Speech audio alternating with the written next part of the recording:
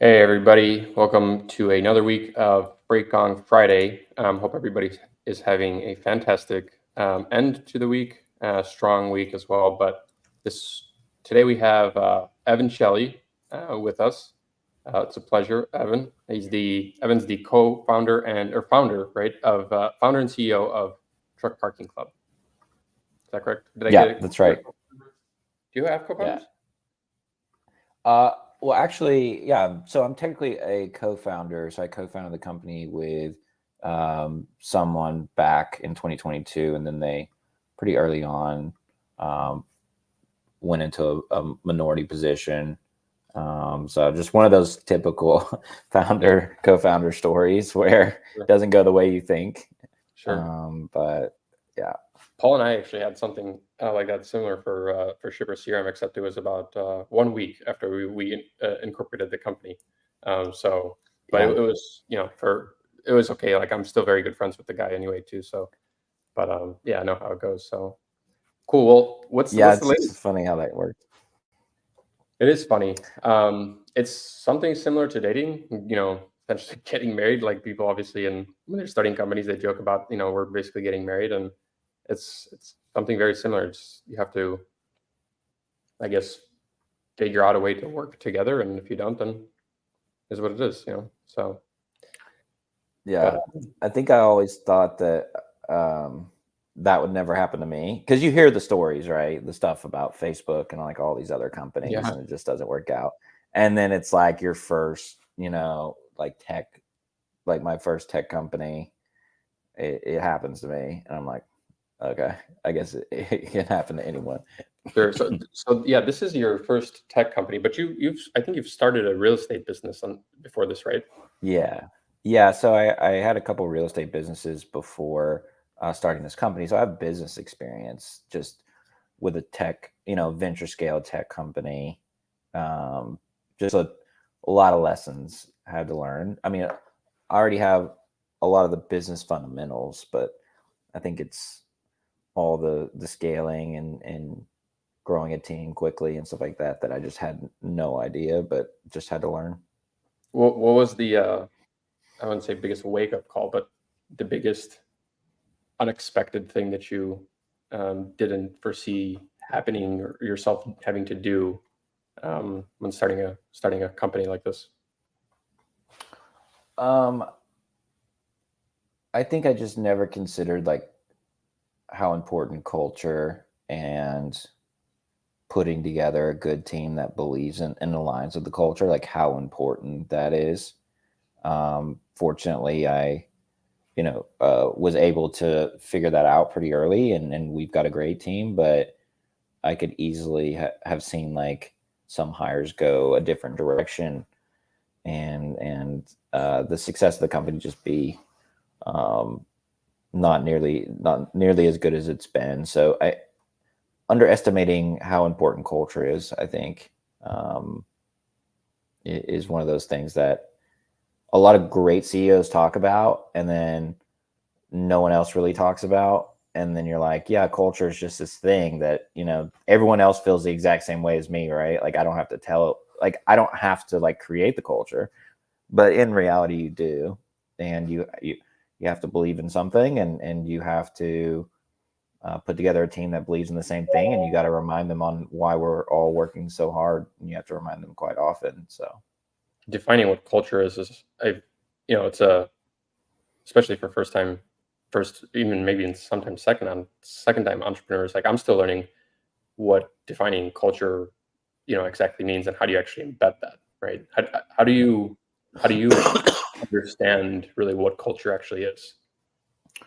yeah, so I would say you have to define what the mission is, right? So for us at Truck Parking Club helps truckers save time and fuel by efficiently finding or reserving truck parking across the US. So ultimately, everything we do aligns around that. Does it help truckers save time and fuel? Does adding, 93 properties in a month help truckers save time and fuel? Yes. Does making the app super efficient so the driver doesn't have to waste a bunch of time finding and reserving parking, is that align with the mission? Yes. So, and I think probably most importantly, it helps you eliminate and say no to like the million other things you could be working on. And then continually repeating that to your team, and your team either buying into that and believing in it, or if they don't, they probably shouldn't be on the team. That's a good way to frame it, because starting from the mission, if the mission is very clear, then you can, I guess, custom tailor the culture just simply around the mission itself. And it will, I guess, have you seen it naturally evolve that way? Or do people naturally gravitate towards kind of like the cultural values around that mission? Or I guess you Yeah. mentioned sometimes some people maybe weren't a fit right away, but how do you even recognize that? Yeah. So I think, early on created the mission statement, and the current people on the team got behind it and believed in it. And then from there, it's just a regular thing that I mentioned to the team. And I think you can tell, I guess specifically for new hires, executive leader, new hires, like you can tell if they're buying into it or not, but even before you hire them, like, do they get it? Or is it just like, Or is there is it some just friction like, and it doesn't vibe? yeah. You can kind of tell, like maybe they're saying they get it, but they don't, or just kind of taking that mission and then like aligning it with something else, like maybe like, say like taking that mission and saying, yeah, we're gonna get stupid rich. Like I'm gonna do so good for this company and we're gonna get stupid rich. And it's like, well, you don't really get what we're trying to do here, because yeah, if you make a great company, it will be valuable and you will do well. But if you're taking that mission statement and you're aligning it to the fact that you're going to get rich, you don't understand the mission statement. Yeah, money is a byproduct of a valuable product or service that people Exactly. actually want. Building a product or service that people actually want. But yeah, I would totally agree with that. There's a couple of questions that I wanted to ask you, but maybe shifting gears a little bit to kind of the nitty gritty of why Truck Parking Club like needs to exist, and why Truck Parking Club actually, how it's going about solving a pain point in a way that maybe the government wasn't able to do, or prior companies weren't able to do, and the reason for its existence, and basically why it's important. Yeah. So ultimately, I started Truck Parking Club when I saw that there was an issue with truck parking across the U.S. And I did that through doing real estate deals. Came across some properties, well, a property in particular that I thought was a good fit for truck parking, or thought was a good fit for industrial warehouse. Ended up not being a good fit for that. Started looking for other opportunities for the site, and everyone kept saying truck parking was a huge deal. This is in 2021. And after talking with people, I went to the municipality, and they told me that even though it was zoned industrial, they wouldn't support truck parking at this particular location. Did they give you And a reason? yeah, well, they said no one there would support it, and that no one in the surrounding area would support it, and that I shouldn't even try it. Sounds like a good place to start a business. Yeah, exactly. So from that, ended up really starting looking into the space, and started talking with stakeholders and people in the industry, and everyone that I talked to was just like, it's a huge problem. We need more of it. And so, being a real estate guy, I was like, well, I'll just go, raise some capital and buy and build a ton of truck parking across the US. And then I started playing out that in my mind, and just looking into potential sites, looked at a lot of sites, and I'm just like, man, this is going to be so hard to scale, like just so difficult to scale. And then you look at the ecosystem for truck parking at the time, and they're like the largest person out there had like 30 sites, which is really not that many in the grand scheme. I mean, it is a lot of sites, but also at the same time, it's really not. Sorry, when you say 30 sites, that's for one company, one individual, what Yeah. is So sites yeah, for? one company having 30 sites spread across the US. Oh, if they were actually building those sites themselves. Yeah, buying, building, leasing, Got it. Okay. whatever the case may be. And so I was like, there's a reason it hasn't been really done at massive scale. And I think that's just because it's incredibly hard and it's incredibly capital intensive. You have operations, you have, assets, liabilities, whether you buy the property or you lease the property.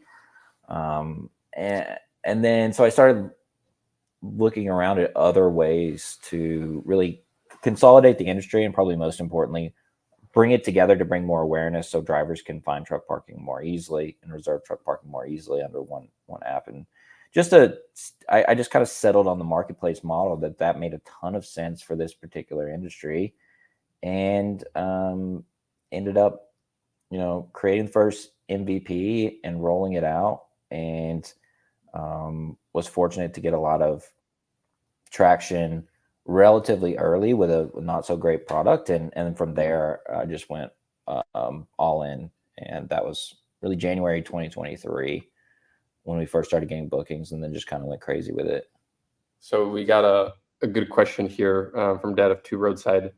At what point did you say to yourself, "Damn, this thing works"? I don't know if I even say that now. Really? I don't even know if I say that now. It seems No, like it's working, right? I mean, yeah, everything points to that we're well past product market fit, but I would just say, just yesterday, I think I forgot who it was. Maybe it was Dad of Two Roadside or somebody else, but that they tried out, truck parking club for the first time. It was on Twitter or on LinkedIn, probably on X, but and it seemed like they had a really good experience with the booking process, and yeah. just overall seamless.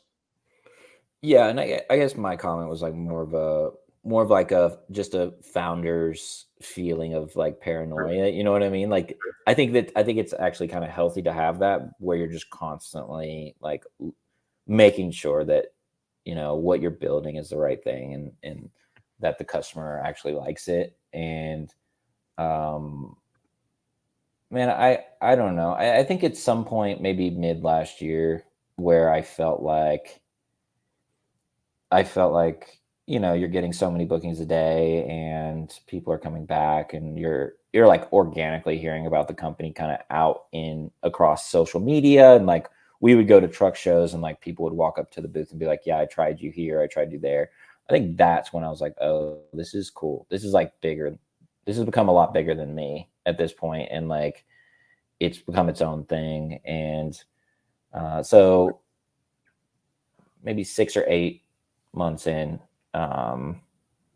and that was the result of essentially I didn't leave my apartment for like 8 months, like literally didn't leave my apartment for like 8 months. Got everything delivered, like, huh? A lot of Uber Eats and Instacart. Yeah, just like Instacart, Uber Eats. There's a gym in my building, just worked out in the building, didn't leave. Just pretty much like 18 hours a day, every day. And that's the stuff like people don't see, right? And like, but that was, if I hadn't done that, we wouldn't be successful. Like I know that for a fact, because there were just so many things that I was handling at the same time, and also the early employees were handling. I mean, it was 2 people for a long time, me and another lady that now runs customer service, and we handled everything, literally everything, which required 18-hour days every day, and she was right there alongside, and fortunately made it through like all the bumps that come with like an early company. Like just so many things like happen, and there's like existential threats that happen pretty much on a daily basis, like super mad customer or system goes down. Like you kind of get numb to it at some point, but You deal with the fires as they Yeah, come. I You worry, yeah. those are tomorrow problems, and when you get those problems, they're good problems to have. So yeah, I can I know how that one feels for sure. But how one thing that's like really interesting to me is that truck parking is an inherent, I think, piece to route planning. At least how I've kind of always seen it is based on the amount of hours that you have left. If you're going to exceed, if you want to go and try to plan a load like really, really well, at least in my opinion, um, then you would ideally want to probably try to plan where the driver could stop ahead of time um, in any given area. And I don't necessarily think like there's a limited set of options like the general public, truck parking spots out on the near the highways. But if you actually had kind of a more truck parking club democratized um, coverage in varying different places across the country, like do you see that actually could have a positive impact on carrier efficiency, not only just ease of Yeah. making it easy for the drivers? Yeah, so you're asking really about like route optimization and having route optimization due to the fact that there's a lot of truck parking club properties and leveraging that to like, be more efficient in business. Is that essentially what you're asking? Essentially, yeah, because instead of having, let's say, a rest stop or truck stop every, what is it, probably, I don't know actually what it is, but every maybe 20 miles or something like that on the general highways, Yeah. then you might have kind of like 2 or 3 truck parking club locations in between those rest stopping facilities. Hey, Agreed. This guy. Nice of you to What's join. up, dude, Freight? I won't even explain to you what happens, but I'm here. Hey, good to see you, Reed. Nice to see you on the show. You're 21 minutes late. Oh my gosh. No big deal. Dude, I can't even. I'm not even gonna tell you. No, this is a great question. This is a great question. Oh, you gonna tell your story? Tell your story, bro. No. It's a distraction, and it's not even very good. My alarm didn't go off. I overslept. We were up. It's 6 You gotta a.m. have a here. better story than that, bro. No, Yeah, well, I mean, we were up. it's not really that good of a story. Come on. We were up. I have the best story. All right, fine. You can come 20 minutes later next time. So. We were up. I overslept. I have the kids. best. Yeah. Okay. So, all right, Christian. Let me summarize your question here. Your question is That he your didn't question hear. is to what extent do we become a strategic asset to a fleet beyond just a place to park for a night, essentially? That's a better way to frame the question. Yeah. Okay. So, Evan, do you want to answer that one? You want me to do it? I mean, it seems like you're on a roll. So Yeah. love So to hear this. we're already at a place where that's happening. Our many fleets tell us that if we were to go away, they would no longer be able to operate the way that they're operating. So we're folks are using us as drop yards. Folks are using us as a place to like really ensure that the drivers can get further down the road than they otherwise would have because they know they're going to have a place, right? So they don't. And you've driven before, Christian. So I you have, probably yeah. understand this. Yeah, it was That great. when you know you've got a spot, you can go. You don't have to budget, an hour of your time to ensure that you can get parked before your hours run out. So that is in and of itself a very simple example of how this, can improve your operations. It also wasn't exactly like super straightforward necessarily to like when you're on the road to try to use any of the apps, because I think there was like 1 or 2 apps at the time with like at Pilot or Flying J that they would have like 10 or 15 reserved spots that you could book with those apps, but it wasn't like super straightforward to use them, and then it also wasn't that easy to just like drive an 80,000 pound vehicle while also like trying to book a spot to park in. So, and you also didn't know like beyond those reserve spots if there's actually anything there. So um But dude, it's like one thing that I was um, kind of pulling up my past experience. Obviously, I've not been a driver, but I've only been a broker. And when I started kind of working with these guys early on, I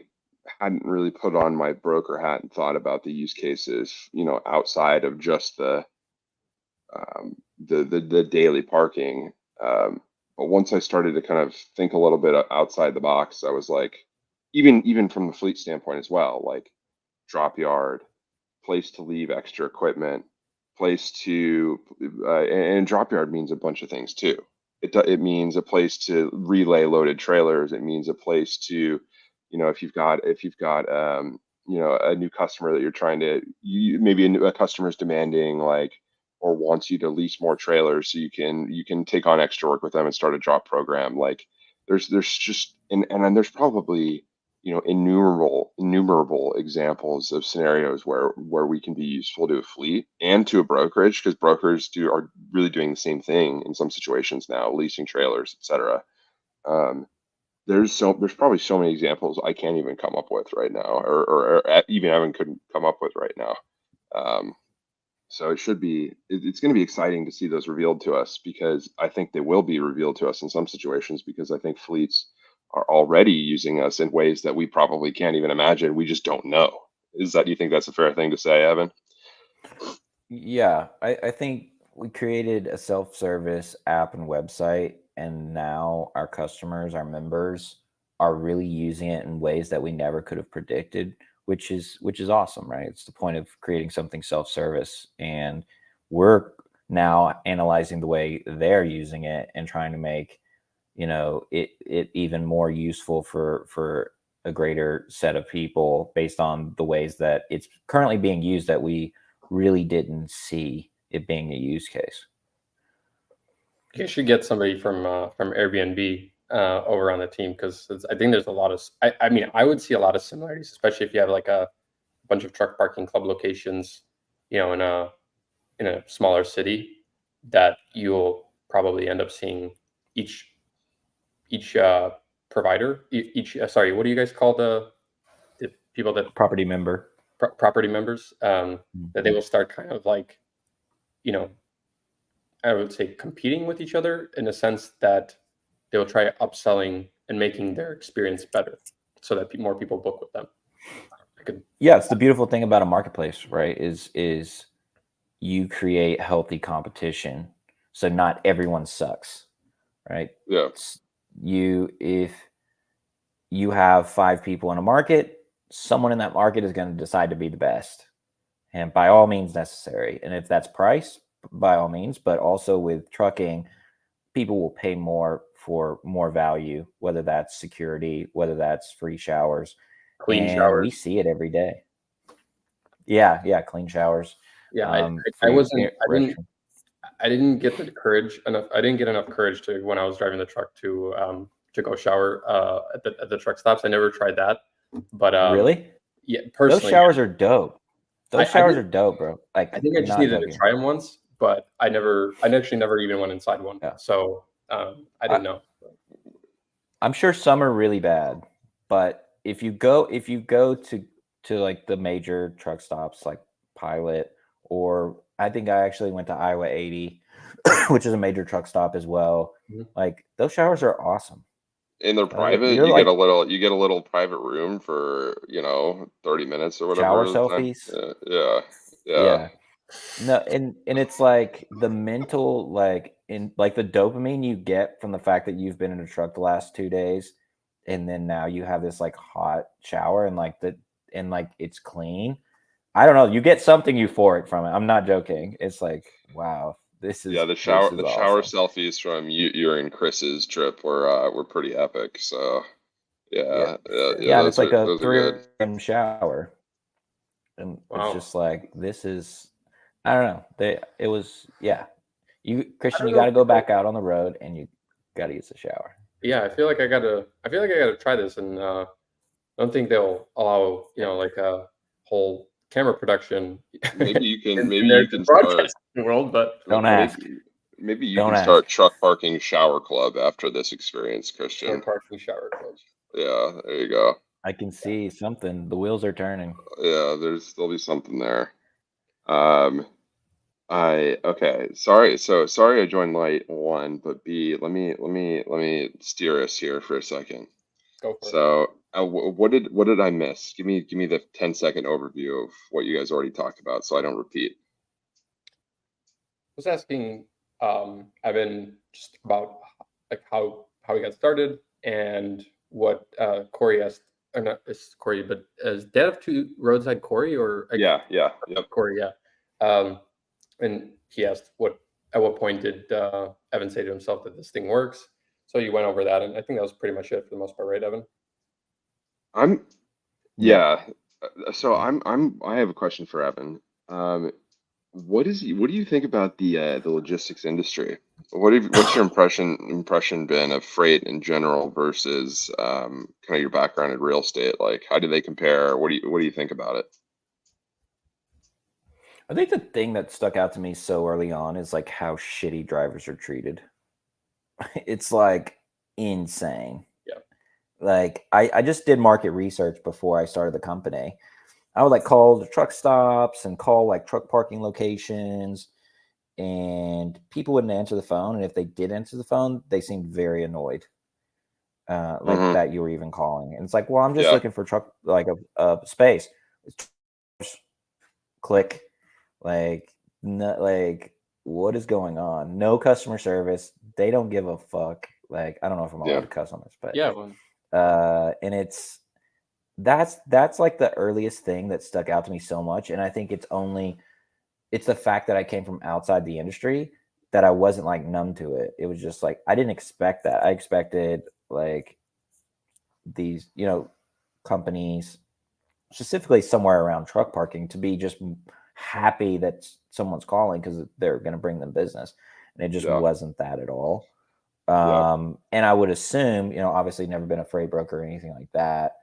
But I would assume there's those same dynamics across the entire industry. I can't speak for it, but I would guess. Yeah, I can. might So be being I would overwhelmed. echo that. Well, dude, so here's my opinion. So I agree, I think that sentiment is true. The idea that people are just generally a little bit pissed off. I don't think it for certain individuals it might be directed at a certain group of people, drivers, brokers, whoever. But I don't think I think generally like this is a very stressful industry just across the board, and folks are just used to they're used to being treated poorly by their counterparties, be just in multiple scenarios. So drive brokers treating drivers poorly, drivers treating brokers poorly, carriers treating brokers poorly, brokers treating carriers poorly, shippers, nobody showing up, or issues when people show up, or whatever. So stuff's going wrong all the time. So people are like usually kind of default pissed off, and for drivers especially, like all of these things that go wrong, like the shit rolls downhill the fastest at them because they're kind of at the bottom of the hill. Yeah. So they're getting hit with shit all day, right? And the brokers in many scenarios just slightly up the hill, so they're getting hit, and then they hit. Then it just continues to pick up speed and hits the driver, and so by the time it gets to them, it's going a million miles an hour, and there's all these things that have gone wrong, and there's nothing really in most situations that anyone can really do about it, and that's like a powerless situation to be in. So you just become bitter that there's all these bad things happening, and there's nothing you can do about it, and I think that just leads to a general state of just being upset for a lot of people. And there's And just not enough truck parking to begin with, so everybody's trying to but pile up we're onto not even, these. I'm not even just talking about truck parking. I'm just mean in general. Like if you I call know, a but warehouse, when call, Evan said he was calling these places, and they were like pissed off or like they yeah, were annoyed. he's potentially trying to bring them money, and they're pissed. Yeah, right. And that makes no sense. But it makes sense when you understand that most of the calls that a lot of these places get aren't people trying to give them money. Like it's maybe a sales call, or it's somebody with a serious issue that's not going to do anything for them, right? Or it's just nonsense, because there's lots of cold calls in general in the industry too. Like if you're talking about warehouses, I'm maybe not truck parking operator or truck stop per se, but I don't know what kind of truck call volume truck stops get. But you call warehouses and you try to offer them your business or you try to understand their business, they usually just tell you to kick rocks. So anyway, Especially if you're uneducated. Well, mostly if you're uneducated about what most people are uneducated when they reach out to warehouses, right? Like they have no idea what the shipper well, does. if you're cold calling them, yes, for sure. Nobody has any idea what anybody's doing really. They're just like, give me some freight, and they're like, why should I do that? What Evan? I'm curious. What other? So when you started doing research, did you immediately try to find people to talk to who seemed credible on the subject and just try to learn from them? Did you how did you approach the research, I guess? Yeah. So industry stakeholders, so just people in logistics, transportation, trucking that seem to be well respected. Reached out to a bunch of people like that, and then also just looked at truck parking in general and started reaching out to people who owned a lot of truck parking across the U.S. And from really those two things, getting very similar answers about truck parking in general and the problem. Yeah, so that's really how I went about it. Just really reaching out to what appeared to be like the prominent people. And at what point did you decide marketplace versus acquiring real estate? Yeah, I think when I just couldn't wrap my head around how difficult it's going to be to scale a nationwide truck parking business, it's definitely doable. I mean, anything's doable, but I thought there was a way to consolidate and bring it all together and really solve the problem faster by doing a marketplace. I don't know at what exact moment it clicked. Like there was a moment where I had a lunch with a friend that's in, he's actually building a metaverse, and super tech, just complete tech guy, knows nothing about really anything else.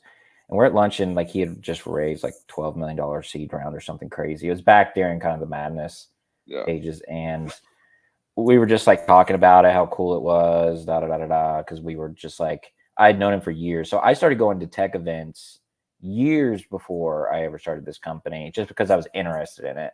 And I was doing real estate and everyone's like, why are you here? And I was like, I don't know. I like tech. This is interesting. And so I made a lot of tech friends and I watched them kind of go from where I was just like trying to figure it out to like them launching some really cool, successful businesses. And we were at lunch with this guy I'd known for years.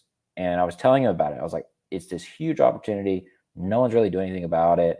I was like, I'm just going to go buy and build a bunch of truck parking. He's like, we're like sitting at this like Asian restaurant. He looks out the window and he goes, couldn't you just park a truck like right over there? And I was just like, and here's how fucking naive I am. I was like, well, yeah, I guess, but like, I want to go buy and build it. It's about the real estate. And then, but like within 6 months of that conversation, I'm pretty sure I had started this company. So it's interesting how your mind, you can be so dead set in some direction that you just ignore like all the good advice you get. And like, that was incredible advice. I could have started the company. Couldn't you just go park over there? And that meaning there's places all over the place that you can park trucks, but you just don't often park them there. Yeah. He took like 2 seconds to think about it. And he was just like, yeah, couldn't you just park a truck like over there? I mean, that is kind of a very simple synopsis of the business. If you think about it, it's like very, very reasonable. Oh, there's all these places that people aren't parking. Yeah. Why don't they just park there? Yeah, exactly. And the answer is, the answer to that question is why aren't they parking there? It's A, because they don't know that place exists. It's not very well documented. B, whoever owns it isn't just going to willy-nilly let anybody, whoever, and their mother park there. Yeah. And that's really it. So you guys are basically putting truck parking on the internet. In an essence, truck parking on the internet is just. That sounds like a line from Silicon Valley. Pretty sure it is. Yes. We will take that. No, so I mean, at the end of the day, putting all the back end infrastructure needed for someone to adequately run a truck parking business. And that can be one space, that can be 500 spaces, but there's a back end infrastructure that's needed. The marketing, the booking, the payouts, the billing, the customer service, the tech that actually works extremely well and isn't super clunky. Putting all those things together is what is needed to take that, empty lot that someone has, that they're working, 12, 14, 16 hours a day on their own business, where you can approach them and say, hey, you're going to spend zero time on this, and we're going to make you, several hundred, several $1,000s a month, depending on the number of spaces. And you're going to create more parking for drivers. It's a much easier conversation when you can say, we're going to handle all of it. It's automated. And you don't have to, you don't have a cleaning fee like Airbnb as well. So that's nice. So one thing that I didn't really even understand before I joined the business was just how much work there is to kind of build that back end that you're describing. You know what I mean? Like we never talk about it. I know, and I think that's good and bad. I don't think I think it's good, more good than bad, to be clear. But I think that because nobody really cares, Exactly. nobody really cares, how you're processing payments, who your payment processor is, what your process is. Yeah, no Corey's on here. That it works. Yeah. So it just has to work, and if it works, then nobody cares. If it's broken, then everyone's going to be pissed off. They won't care even then what's happening, but they just will be pissed. But anyway, I mean, it's been pretty cool to see kind of just how, and I know how I can just tell based on the conversations how many iterations and how many cycles the company's already gone through just in terms of its evolution in refining kind of the edges of these processes.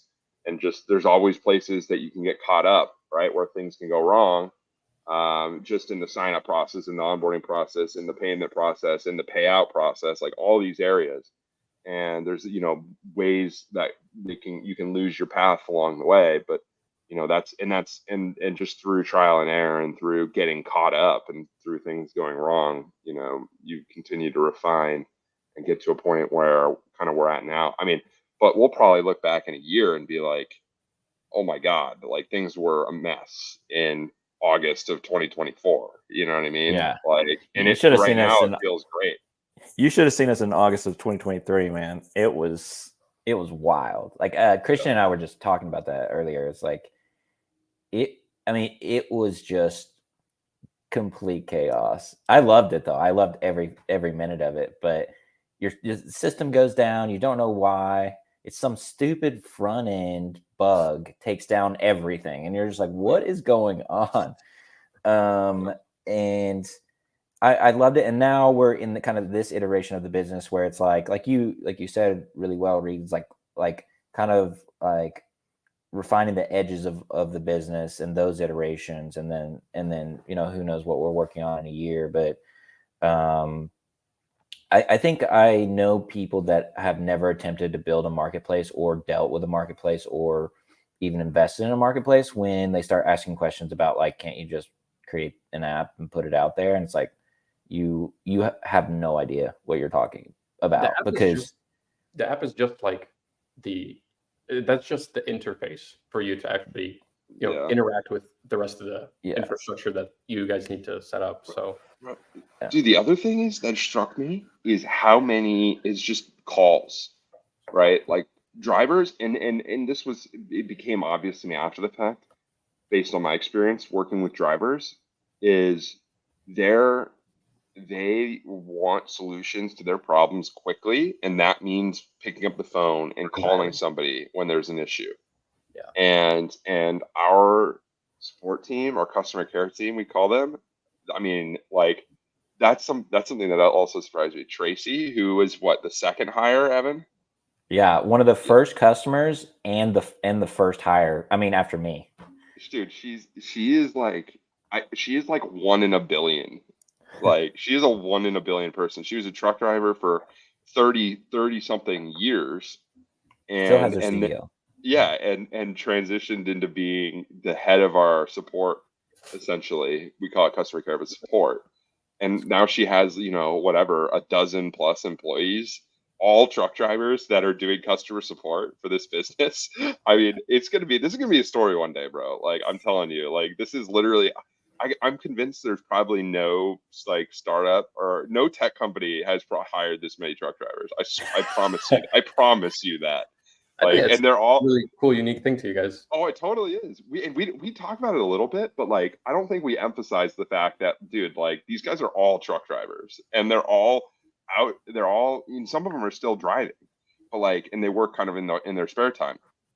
But the point is that like it's almost like I feel like this could be like a sitcom or something. Like a bunch of truck drivers get out of the truck and go work at it like a startup, and they're crushing it. Like That- it's awesome. Yeah, call it like Freight Alley. Yeah, I Instead mean, of you could Silicon Valley, call it Freight it could Alley. literally be a TV show. I think like it's That's so awesome. it is so cool to kind of watch them work because Tracy's got them she's just like a well-oiled machine, man. It's like it's crazy. Like, and she's called me. She's reading customer support textbooks and stuff like this. Like No no way. joke. Yeah, she's got all Yeah, these she's- processes. Like it's legit. It's That's legit. really cool. I think one thing that I saw in the best drivers that I've ever met were just the amount of diligence that they had to their work and like the level of attention to detail that those best drivers exhibited. And I guess to your point, I've never met Tracy, but seems like she was probably We should very have, detail bro. oriented. We should have Tracy would be a great guest for Freight Gong Friday. I was about to say I would love Dude, I would love she to won't hear about she won't this. turn her camera on, but she will come here and talk. We should definitely do that. She's That's great. actually a really good amazing. idea. Yeah. Cool. Yeah, that'd be sweet. We had a question here. So how do we handle it when a driver arrives and there's no space available at the reservation location? So that is something that's very common that happens at the major truck stops because you have this extremely high velocity of trucks going in and out constantly with really no regard for where to park. But our locations predominantly are trucking companies, tow truck companies, truck repair shops, warehouses where there's not really public traffic coming in and out. So if there's 10 spaces at this location, it isn't like Johnny from the street is going to pull in and unlock the gate and go and park there. So the instance that you're mentioning, it has happened, but I mean, it's like extremely rare. And we do keep track of it in case we do see an increase, but it's all private lots. So that would require for people to really start going rogue and just pulling on people's private properties, trucking companies' properties, and pulling into their yard and parking. So I think that's it's been a pretty inherent organic mechanism to keep people from just pulling into yards and taking up space, because it's quite an unnatural feeling to pull onto Johnny Trucking LLC's yard and pull and perhaps open a gate or something and in and park. So we really don't have an issue with that. Christian, I've kind of dominated the questions. What do you got? No, those were good. Those are honestly pretty good questions. I don't know if I have a one that's structured. I've been trying to think about how to ask a question around like the government funding around truck parking and how that relates to Truck Parking Club. But I know, Evan, you've gone on some government councils and advocated, I think more public parking as well. Like, what are when you go to these government councils, like what are you advocating for there in general? Yeah, so started getting involved last year. TCA call in Washington, and when I went to that last year, it was really more of going and just understanding what's happening and like how it all works. I went to a ton of meetings with various legislators and like didn't really say anything, just sat and listened to what people were advocating for, a lot of which was more free parking, which we're in support of. And I was just doing it to learn. And now it's more of like, I think there's 3 prongs to helping solve the truck parking issue. One of which is free, public, government funded parking. Second is private sector buying, building, leasing. And then third is the truck parking club model, which is leveraging existing space. All of them have their own pros and cons. On the public government funded side of things, I think there's a lot of opportunity there outside of what people typically talk about. And I'm having conversations with people trying to understand if this is something that we can get support for. But obviously the funding now is going to, more rest areas, perhaps a truck stop that builds on some free parking with the public funding, like a PPP type thing. But for the most part, just more parking at rest areas, which is, extremely costly, and the money gets spent very quickly. Even if it's $1 billion, it gets spent very fast. I think what $1 billion is 10,000 spaces total, right? Yeah, Approximately. yeah. So it's they're 100K to 200K a space if you do the math at the end of the day. Yeah, so that the money gets eaten up really fast. But another way to look at that, and one way that it appears we might try to advocate for, not a for sure thing, but I'll go ahead and say it anyway, is essentially finding more funding to subsidize private sector use. So what does that mean? That means, the company driver that doesn't get reimbursed, giving them credits so they get more, so on their tax returns they get more money back at the end of the year, right? Yeah.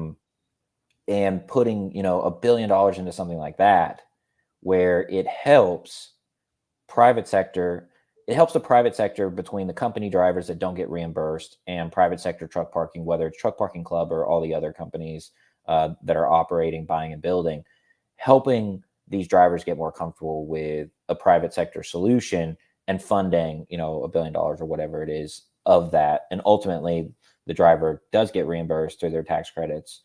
It's an interesting thing we've been bouncing around for several months. Yeah, it's just a different way to go about it. It's kind of like, it's similar to like credits on electric cars. Yeah. And I don't think there's any shame, in that, because sometimes people throw shade at that for EVs. But in the truck parking case, like, especially if if the government funnels that money to a booming marketplace that, is actually that's actually working really well, then just lowering their overall cost of, rentals, renting spaces is just going to help a lot. It's more of an immediate solution to I don't think it should take any money away from all the funding that's going into the building free parking. I think it should be two separate things. But that solution, let's say $1 billion goes into it, that's 10,000 spaces, and that's going to take at least a decade to roll that money out and get those areas into place. It will take a decade to do that. Mm-hmm. And 10,000 spaces isn't even enough. So, it's not even close to enough. And so what another solution is we've already added over 10,000 spaces. Yeah, exactly. So in like 18 months. For reference. Yeah. Wow. And we used less than $1 billion. Put that on the record. Just barely, just a little bit less. Just a little bit less. So on average, how many spots are there per location? Let me run the math. So we have 15,000 or 16,000 spaces. I think it comes out to be 20 or 30 on average. Okay, it's pretty sizable. Yeah, and there's a lot of outliers that will skew the average a bit. We have right. What's that? What is it? That's an entire small fleet. Like 96% of all the fleets in the U.S. are, I think, less than 10, yeah, something like that. Yeah, I think Reed makes a good point that it's kind of skewed because we'll have a location that has 500 spaces and the demand may be 50 spaces, and then we'll have a location that's one space and for one property, but it's in Atlanta. So, but I just did the numbers. It's 27 spaces per location on average. Nice. That's pretty good. Is there any plans for like monthly like a monthly unlimited park anywhere? That's a great question. It's something I've thought about since day one of the company, and we're looking at ways to implement that. I think the issue, you roll that out in that previous question that we got about space not being there after you reserve. So imagine you pay $500 a month for a subscription and you roll that out, and then that person can't find parking because it's taken. By taken, I mean, you're not reserving in advance. You're just assuming you're always going to have parking everywhere, right? But let's say you go into Dallas, and for that particular night when you're in Dallas, you're paying the $500 subscription, but everything's taken already, right? So it becomes a very weird scenario that I think, just like kind of Uber early on, putting cars in the right places in the city, that's going to be a highly technical problem we have to solve. And for us, it's not the most important thing today. And Reed knows very well, like I say no to a lot. And that's a really cool thing that I think will be super exciting when we roll it out. But I think we have a lot of other important things, There's adding more properties. That is really just the only thing that matters at this point. Like there needs to be, we need to have every market covered. We need to have, multiple options. And multiple means a lot more than multiple in certain markets too. Like you need to like kind of be able to throw a rock in a metro and hit a spot. Yeah, because it's not discretionary, right? It's not discretion. It's not a question of like Airbnb, like day. Yeah, and it's like I don't want to drive across town to do it. Yeah. Right? Yeah. It's not like Airbnb where it's like, well, I'll drive to the north side of Dallas, like whatever, or like it's a nice Airbnb, whatever. This is like I will not drive 30 minutes in the other direction unless it's the last option. Yeah, exactly. 30 minutes. Yeah, great point. So great point. It is interesting from just comparing it to other marketplace businesses. It's got flavors of each, but it's definitely its own unique thing because the frequency of use the potential frequency of use at least is so high compared to the other ones.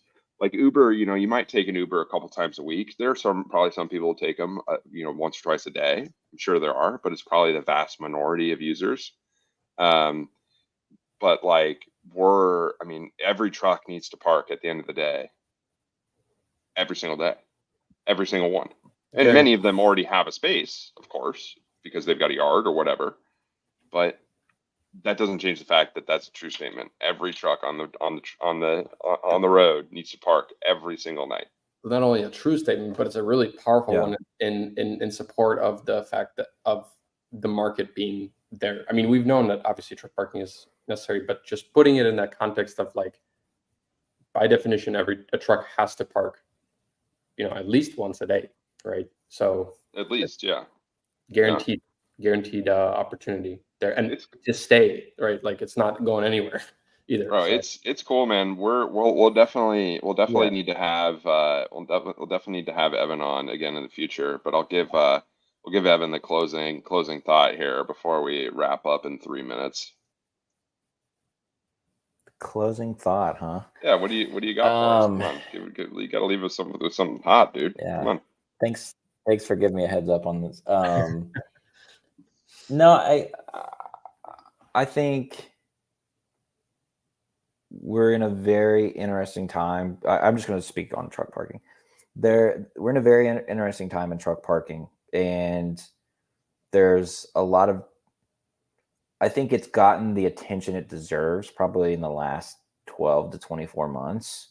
And now you're seeing kind of results of like a changing the truck parking market is changing essentially on a daily basis. And there are companies that are trying to innovate. There are companies that are, marketplaces like us, and there are public stakeholders that are trying to get more money. And it's this like rapidly evolving place. And then like also most importantly, like drivers are understanding that the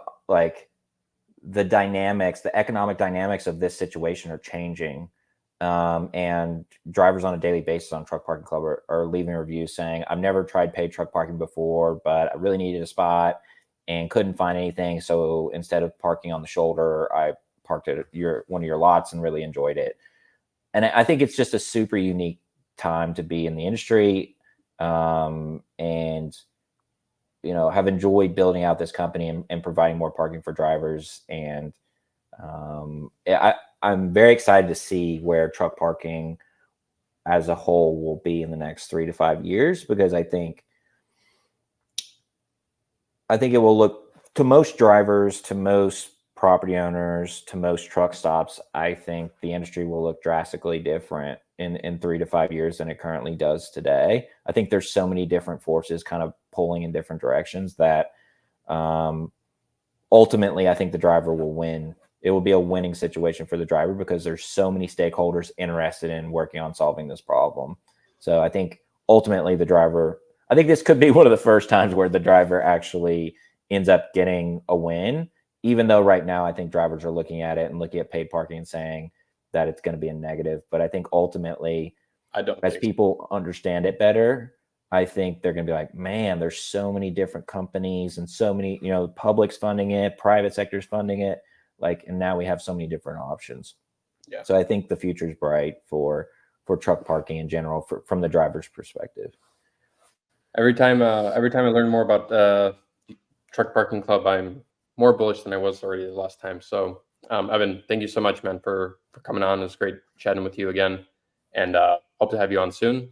Maybe we'll have Tracy on as well soon. I will make that happen. Okay, good. I'm glad. Awesome. So, all right, guys. Thanks everybody for tuning in. We'll see you next week. Thanks again. Yep. Thanks for having me. See you. See ya.